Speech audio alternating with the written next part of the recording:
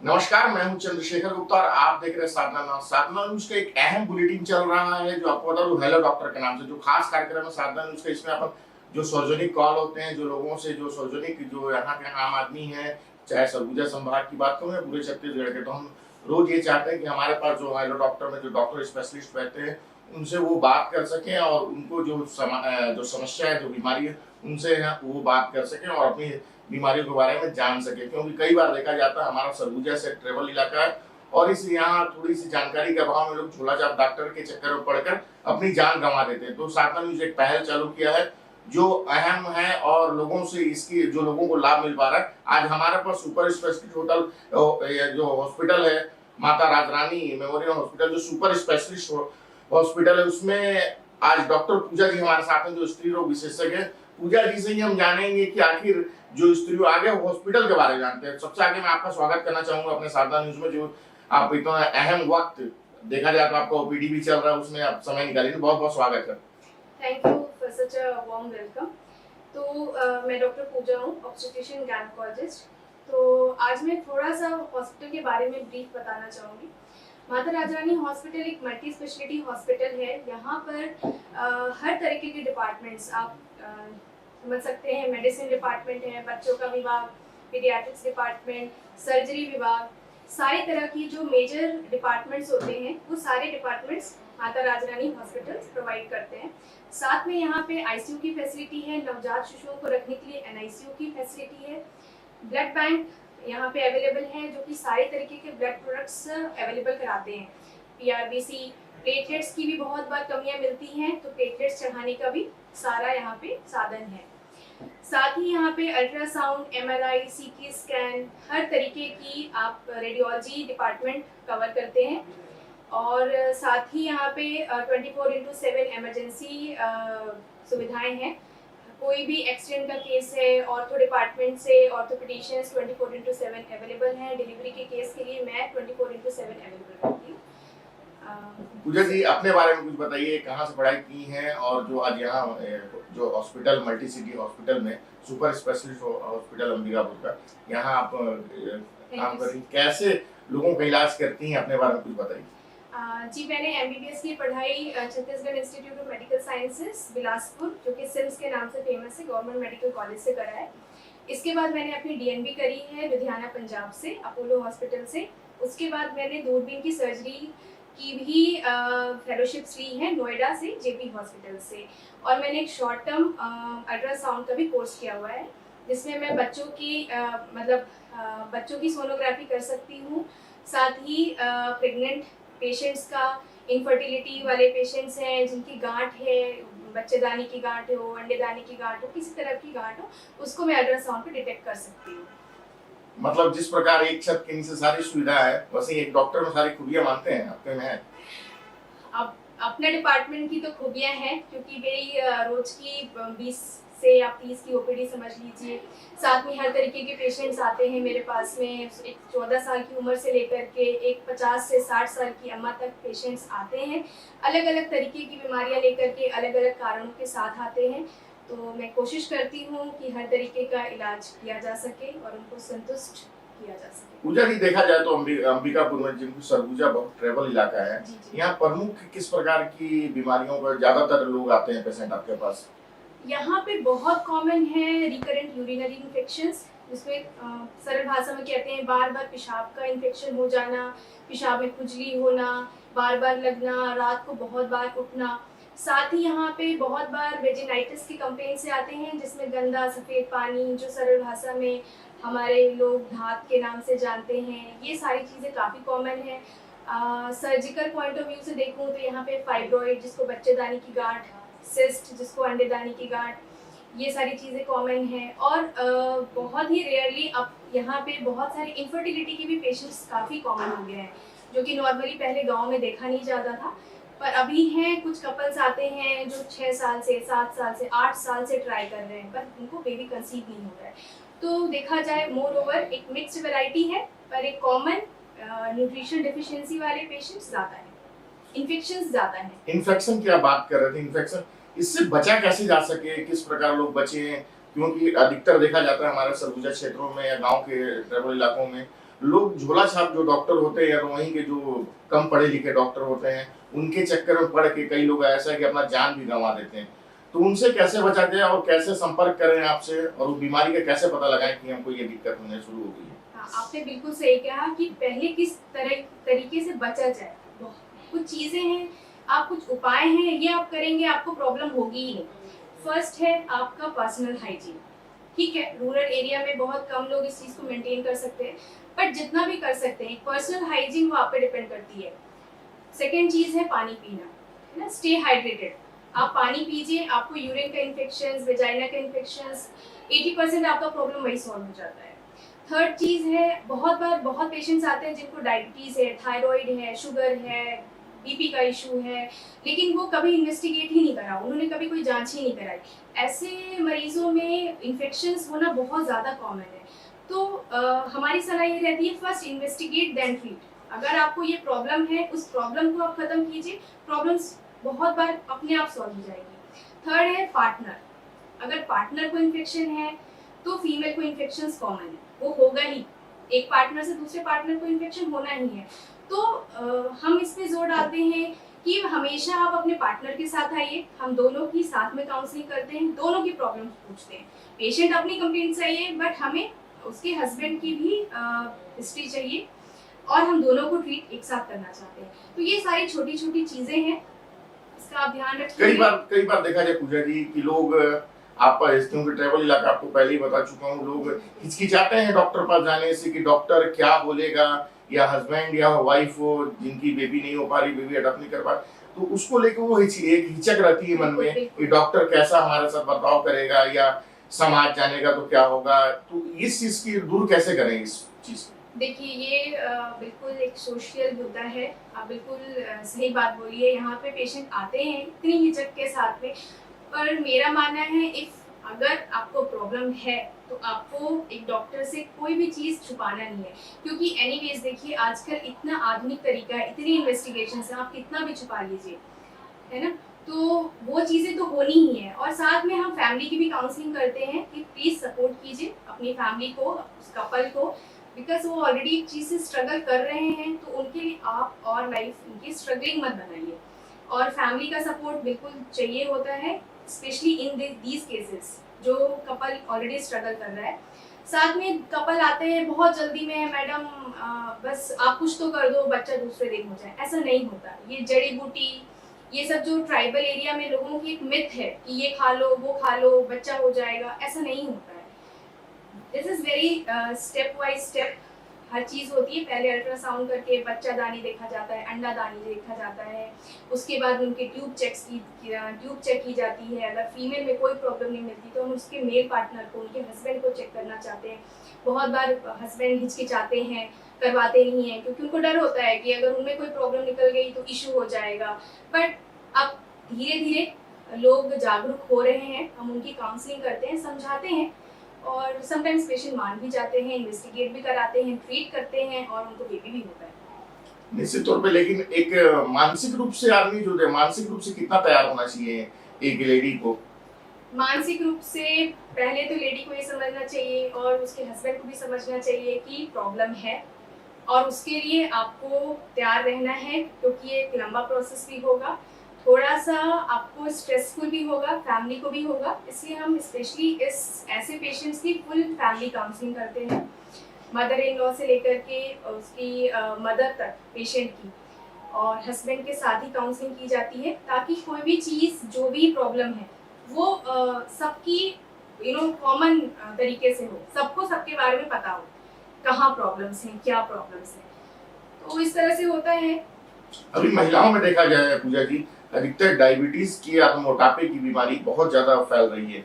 इसको कैसे रोकथाम किया जाए और कैसे लोगों को बचने का उपाय बताएंगे? देखिए, मोटापे की बीमारी आप देखा जाए तो हर एज ग्रुप में अलग अलग कॉज है। जो मेरे पास ज़्यादा आती हैं, यंग लड़कियां आती हैं, 16 साल की हैं, 17-18 की है, कॉलेज गोइंग है। उनमें मैक्सिमम बार क्या होता है, मोटापे के साथ में उनका मेन कंप्लेन आता है कि पीरियड्स रेगुलर नहीं आ रहे हैं। उनके साथ समस्या ये है कि वो हॉस्टल्स में हैं, कॉलेज में हैं, बाहर का जंक्स खाते हैं, पिज़्ज़ा है, ये सारी चीज़ें फास्ट फूड के नाम से जानी जाती है। ये सब करने से वेट पुट ऑन होता है और आजकल बहुत कॉमन प्रॉब्लम है जिसको बोलते हैं polycystic ovary disease, PCOS. This is very common. इसमें पेशेंट का वेट गेन होता है और वो पीसीओएस को और बढ़ावा देता है। तो हमारी ये सलाह रहती है यंग लड़कियों को कि आप एक्सरसाइज करो, योगा करो, मेडिटेशन करो, रनिंग करो, अपना वेट रिड्यूस करो, बहुत सारी प्रॉब्लम्स वैसे ही सॉल्व हो जाएगी। इन सम केसेस जेनेटिक इश्यूज रहते हैं, हेरिडिटरी है, पेरेंट्स ओबीज हैं तो बच्चे ओबीज होते हैं। उन केसेस में फिर हम चाहते हैं कि थोड़ा सा मोटापे को कम करने की मेडिसिन हो। कुछ मेडिसिन हम प्रोवाइड करते हैं फॉर मंथ एंड साथ में एक्सरसाइजेज हैं और डायबिटीज़, हाइपरटेंशन, थायराइड, ये 3 चीज़ हैं जो मोटापे से रिलेटेड होते हैं, तो उसको हम रूल आउट करते हैं। अगर कोई भी त्रुटि मिलती है तो उसको ट्रीट करते हैं। तो प्रॉब्लम एक है, पेशेंट एक ही प्रॉब्लम लेके आता है, उसमें से 4 प्रॉब्लम्स क्या और हो सकता है, उसके पीछे क्या है वो हम ढूंढना हमारा काम है। पेशेंट को काउंसिल हम उनको उस तरीके से करते हैं और साथ में सब चीज़ का ट्रीटमेंट करते हैं। This is called multi speciality hospital का ट्रीटमेंट, जिसमें आप पेशेंट को जो चीज़ नहीं पता है उसके बारे में वो भी आप हम उनको डायग्नोस करके बताते हैं कि यू हैव दिस प्रॉब्लम। तो देखा जाए आप दूरबीन का भी देखी होंगी, एक कॉल आ रहा है, कॉल ले लेते हैं हम। हमारा ये sure sir. Hello hello hello जी मैं वालेकुम से बोल रही हूँ। जी जी डॉक्टर साहब हैं, इनसे बात करिए। मैडम है, इनसे बात करिए। बोलिए। नमस्ते। नमस्ते मैं वालेकुम से बोल रही हूँ। अभी तक नाम है जी, बोलिए। पैर में बहुत दर्द देता है, हाथ पैर में जी और दर्द भी है इतना में और इसमें एड़ी में पीछे जी जी और बताइए। भी हो जाता है। ठीक है, आपकी एज क्या है, उम्र क्या है आपकी? 45 45 इयर्स की हैं। कोई पहले का आपको थायराइड, बीपी, शुगर, कोई भी प्रॉब्लम पहले की कोई दवाई गोली खाती हैं आप किसी भी तरीके की? नहीं मैं नहीं खाती हूँ। अच्छा। ठीक है, देखिए आबिदा जी, ऐसा है आपकी उम्र 45 इयर्स की है ना? पीरियड्स आपके आने बंद हो गए कि अभी भी आते हैं? नहीं बंद नहीं हुआ, लेकिन कभी जल्दी आ जाता है, कभी देर से होता है। अच्छा ठीक है, देखिए ज्यादा जल्दी ही आ जाता है, 22 दिन में ही। ठीक है, देखिए आपका जो प्रॉब्लम है, आपके जो एड़ी में दर्द है, पैरों में दर्द है, घुटने का दर्द है, जैसे मैंने आप सबको बताया कि सबसे इम्पोर्टेंट इस एरिया में है न्यूट्रिशन डेफिशिएंसी। तो आप कैल्शियम, विटामिन डी के टैबलेट्स लीजिए और हम आपके कुछ रूटीन टेस्ट करने चाहेंगे, जिसमें आपका एक होता है सीबीसी, कंप्लीट ब्लड काउंट। उसमें हम ये देखते हैं कि आप में आपका हीमोग्लोबिन पर्याप्त है या नहीं है। बहुत बार हीमोग्लोबिन ही 6 या 7 मिलता है मरीज का, जिसकी वजह से उसको प्रॉब्लम होती है। आप 2 ब्लड चढ़ाने के बाद पेशेंट बिल्कुल परफेक्ट एंड फाइन हो जाता है। तो मैं आपको आबिदा जी ये बोलूँगी कि आप अभी कुछ time calcium, vitamin D supplements लीजिए और पूरा खाना खाइए, दाल, चावल, रोटी, सब्जी, तीखा और छना हुआ, गरा हुआ, तेल की चीज़ें बिल्कुल बंद कर दीजिए। कुछ दिन आप 10 दिन आप आयरन, कैल्शियम और विटामिन डी के टैबलेट्स लेकर के देखिए, यू विल गेट रिलीफ। और आपके क्योंकि पैरों में सूजन हो जाते हैं तो हम चाहेंगे आप अपना एक किडनी का टेस्ट जरूर करवाइए, जो एक तरह का ब्लड टेस्ट होता है, और एक थायराइड जरूर करवाइए। इन 2 इश्यूज में ये प्रॉब्लम्स आती ही है, हाथ पैर का सूजना, कमजोरी होनी, ये सारी चीजें। ओके, बहुत बहुत धन्यवाद करना चाहूंगा डॉक्टर साहब। जिस प्रकार अभी जो बीमारी की आप बात कर रहे थे, जो लोगों में अभी देखा जाए अभी ये, लेकिन एक नया चलन हाथ पैर में जो सूजन की बात आ रही है, पैरों में दर्द की, ये कुछ ज्यादा ही अंबिकापुर या सरगुजा के संभाग के क्षेत्रों में देखने को मिल रहा है। सेम मैंने आपको जैसा बोला, यहाँ के पेशेंट्स में सबसे ज्यादा कॉमन जो है न्यूट्रिशन डेफिशिएंसी है, प्रोटीन की प्रॉब्लम है। उसके साथ में आपका आयरन, कैल्शियम, एक उम्र के बाद जब औरतों के पीरियड्स आने बंद हो जाते हैं तो उनको हम हमेशा एडवाइस करते हैं कि आप कैल्शियम के सप्लीमेंट्स लीजिए, क्योंकि जब तक एक फीमेल यंग होती है उनमें एक बहुत प्रोटेक्टिव हार्मोन्स होता है जिसको बोलते हैं ईस्ट्रोजन। ईस्ट्रोजन हार्मोन्स हमारी बोन हेल्थ के लिए बहुत इंपॉर्टेंट है, बट आफ्टर आपका मीनोपॉज, पीरियड आने बंद हो जाते हैं कम्प्लीटली 40-45 ईयर्स पे, हम एक्सपेक्ट करते हैं कि पीरियड्स आपके कम हो गए होंगे, बंद हो जाएंगे और हार्मोन्स खत्म हो जाएगा। उस टाइम पे आप जरूर लीजिए कैल्शियम, विटामिन डी। और साथ में हम हमेशा बोलते हैं अगर आप नॉन वेजिटेरियन हैं तो आप थोड़ा सा नॉन वेज खाइए, क्योंकि उसमें प्रोटीन का कंटेंट ज़्यादा होता है। अगर आप प्योर वेजिटेरियन हैं तो मिल्क प्रोडक्ट लीजिए, जैसे पनीर, दाल लीजिए, सोयाबीन लीजिए। ये सारी चीज़ों प्रोटीन रिच होते हैं। तो न्यूट्रिशन डेफिशिएंसी है, उसकी वजह से पैर हाथ में सूजन है। तीसरी चीज है कि problem with the Elder people, not young, but समय के साथ में किडनीज हैं, लिवर है, वो सब भी हमारे साथ, वो भी बुजुर्ग होती हैं। तो बहुत बार किडनी का भी प्रॉब्लम मिलता है, थायराइड का इशू मिलता है, बीपी का इशू मिलता है और डायबिटीज का इशू मिलता है। ये सारे इश्यूज आपको रूल आउट करने होते हैं। इससे भी हाथ पैरों में सूजन होना इज कॉमन, वेरी कॉमन। कई बार देखा जाता है, अभी आप जो बता रहे हैं किडनी के पेशेंट, यंग में भी, यंग लड़कियों की बात करूं या यंग लेडीजों की बात करूं, उनमें भी देखा जाता है हाथ पैर में सूजन। जबकि उनका अगर सीबीसी की बात करूं या तो उनकी किडनी की बात करूं, सारे टेस्ट नॉर्मल होते हैं, उसके बाद भी ये ज्यादा केसेस आते हैं। नहीं, ऐसे केसेस में आपको जैसे बताया पॉलीसिस्टिक ओवरी नाम की चीज होती है, उसमें भी आप ओवरऑल जनरलाइज्ड आपको बॉडी इडिमा जैसा होता है, बॉडी इडिमा या बॉडी वेट गेन जैसा होता है। और सेकंड थिंग कि अगर आपकी किडनीज के टेस्ट इज फाइन, अगर आपका रिपोर्ट ठीक है, डायबिटीज नहीं है, थायराइड नहीं है, शुगर नहीं है, तो इट्स ओके, आप यू कैन वेट। हल्की आपको कुछ दवाइयाँ दे सकते हैं, थोड़ा बहुत थर्ड स्पेसिंग होती है, उसमें आपका यूरिन के थ्रू जो भी वाटर रिटेंशन है वो सारी चीज निकल जाएगी। लेकिन द थिंग इज कि हम सबसे पहले चीज देखते हैं कि मरीज के साथ कोई मेजर इशू तो नहीं है, वो हमें पहले हमारे दिमाग में रखनी होती है। मेजर इशू को रिजॉल्व करना सबसे जरूरत है, बाकी बॉडी है, थोड़ा मोड़ा चल सकता है। न्यूट्रिशन डेफिशिएंसी है, आप खाने पीने में कमी कर देंगे, प्रोटीन कम रहेगा, पैरों में एक कॉल आ रहा है, ले लेते हैं। हेलो हेलो जी जी जी डॉक्टर बात करिए, डॉक्टर मैं जी बात। बोलिए बोलिए, अपना नाम बताइए, नाम बताइए अपना। जी जी जी अनीता, बोलिए क्या दिक्कत है आपको?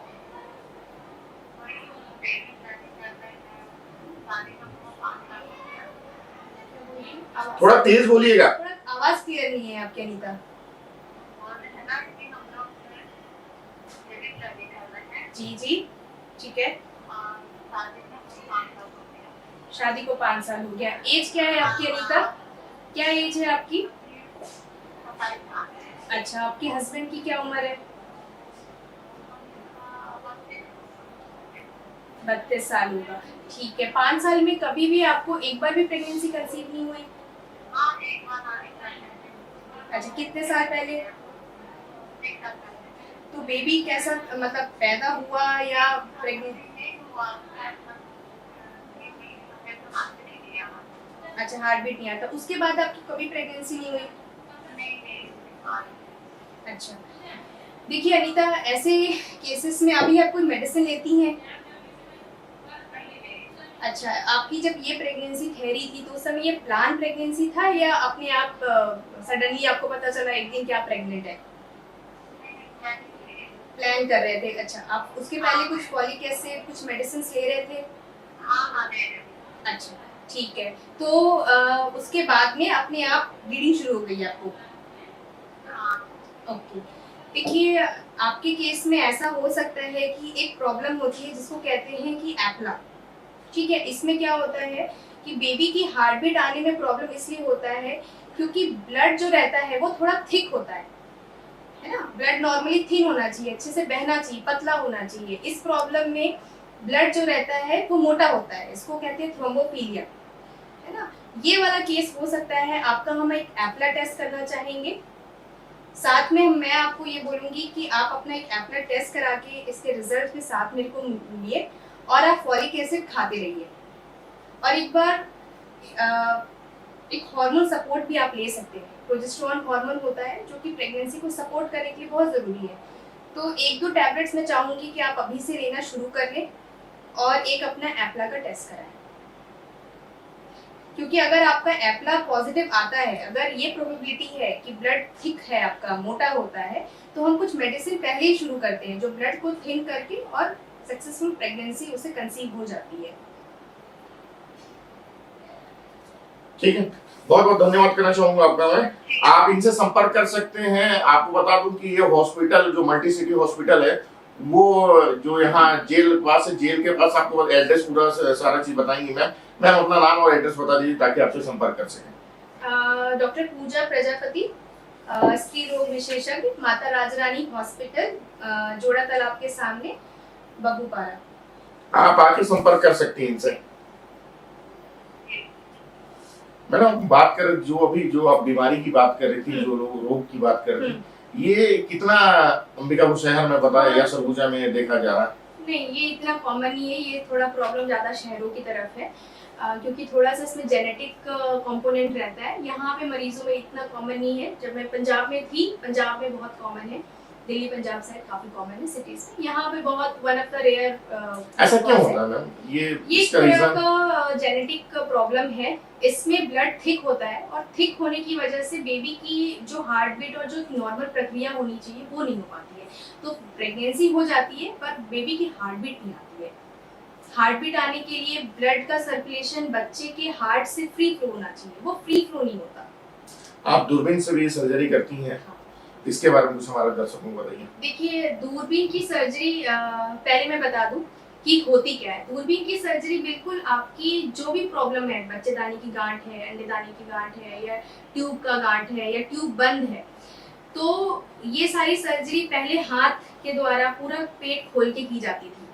आजकल की जो नई तकनीक है, सेम प्रॉब्लम है, आपका सेम प्रॉब्लम है, सेम मुद्दा है कि गांठ है, ये है, लेकिन अब हम सिर्फ 2 सेंटीमीटर का चीरा लगा करके और वो पूरी सर्जरी हम दूरबीन की प्रक्रिया के द्वारा करते हैं। इसमें एक स्क्रीन होता है जिसमें हम आपके पेट को उस स्क्रीन पे देखते हैं। नॉर्मली जब हम ओपन सर्जरी करते हैं तो हम पूरा कट देके 10 सेंटीमीटर का कट दे करके उसको खोल के हम अपनी नग्न आंखों से देखते हैं। पर दूरबीन की सर्जरी में कैमरा होता है जो पेट के अंदर होता है और हमें टीवी के जैसे स्क्रीन पे आपका पेट का पूरा स्ट्रक्चर दिखाता है। इनफैक्ट हम जितना नग्न आंखों से नहीं देख सकते हैं, हम अपनी दूरबीन के द्वारा वो सारी चीजें स्क्रीन पे देख सकते हैं। तो ये आजकल का एडवांसमेंट है और ये आपका इसके फायदे हैं कि आज आपकी सर्जरी हुई, आप 2 दिन के अंदर अपने घर जा सकते हैं, हफ्ते के अंदर आपके टाँके खुल जाते हैं। साथ में आप तीसरे दिन से अपनी जो भी रूटीन एक्टिविटी है, अगर आप ऑफिस में काम करते हो या अपने घर पे भी काम करते हो, छोटे छोटे बच्चे हैं आपके, उनको भी देखना, तो सारी चीजें बहुत इजीली कर सकते हो। बड़े कट के साथ में पूरा घाव भरने में ही मरीज का महीना लग जाता है। एक कॉल और है। हेलो हेलो, नमस्ते, बोलिए जी, जी। बोलिए। मेरा ना कमर बहुत दर्द रहता है। अच्छा, क्या एज है आपकी, उम्र क्या है? कमर का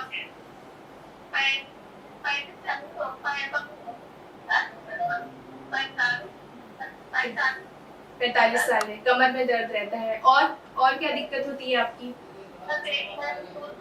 हो जाता है। अच्छा, कब से हो रहा है? देखिए, मैं आपको जैसे सब चीज समझा रही हूँ, यहाँ बहुत कॉमन है न्यूट्रिशन डेफिशिएंसी। आप विटामिन डी के टैबलेट्स लीजिए और कैल्शियम के टैबलेट्स जरूर लीजिए। साथ में आप अपना विटामिन D3 का ब्लड लेवल करा सकते हैं। एक ब्लड टेस्ट होता है जो विटामिन D3 लेवल्स बताता है, वो आप टेस्ट करा सकते हैं। बहुत बार रीढ़ की हड्डियों में डिस्क का भी प्रॉब्लम होता है, उसके लिए हम अगर मरीज आयरन कैल्शियम से उसको आराम नहीं मिलता है, एक सिंपल पेन किलर से आराम नहीं मिलता है, तो हम उसको सजेस्ट करते हैं कि आप एक MRI करवाइए अपनी रीढ़ की हड्डी की। तो बहुत बार उस डिस्क का भी इशू रहता है। आपको पैरों में भी कमजोरी लगती है क्या? दोनों पैरों में? अच्छा, दर्द रहता है, लेकिन कमजोरी तो नहीं लगती है आपको? जैसे पैर आपको तो नहीं लगता ऐसे कमजोर हैं, चलने में प्रॉब्लम हो रही है, ऐसा कुछ? नहीं, तो आपको फिर कैल्शियम विटामिन डी की डेफिशिएंसी है, उसकी कमी है, उसकी आप मेडिसिन लेंगे, आपको रिलीफ होगा। और उसको कंटिन्यू लेना है। आपने जैसा बोला जब मैं लेती हूँ तो मैं ठीक होती हूँ, देखिए एक एज के बाद, 40 की उम्र के बाद आपको हर दिन एक कैल्शियम की टैबलेट खानी है। आप गैप कर सकती हैं 1 दिन 2 दिन, लेकिन तीसरे दिन आपको वापस से लेना है वो चीज, है ना? ओके, बहुत बहुत धन्यवाद करना चाहूंगा। मुझे ये अपन बात कर रहे थे सर्वाइकल जो कैंसर होती है महिलाओं में जो देखा जाता है ज्यादातर, उसके बारे में कुछ दर्शकों को बताइए। सर्वाइकल कैंसर का देखिए ऐसा है कि जब फीमेल सेक्सुअली एक्टिव हो जाती हैं, इंडिया में जब उनकी शादी हो जाती है और वो जब एक पारिवारिक जीवन जीने लग जाती हैं, उस टाइम से थोड़ा सा सर्वाइकल कैंसर का रिस्क शुरू हो जाता है। उसके बाद में जब उसकी नॉर्मल डिलीवरी से बच्चे होते हैं, वो रिस्क और डबल हो जाता है।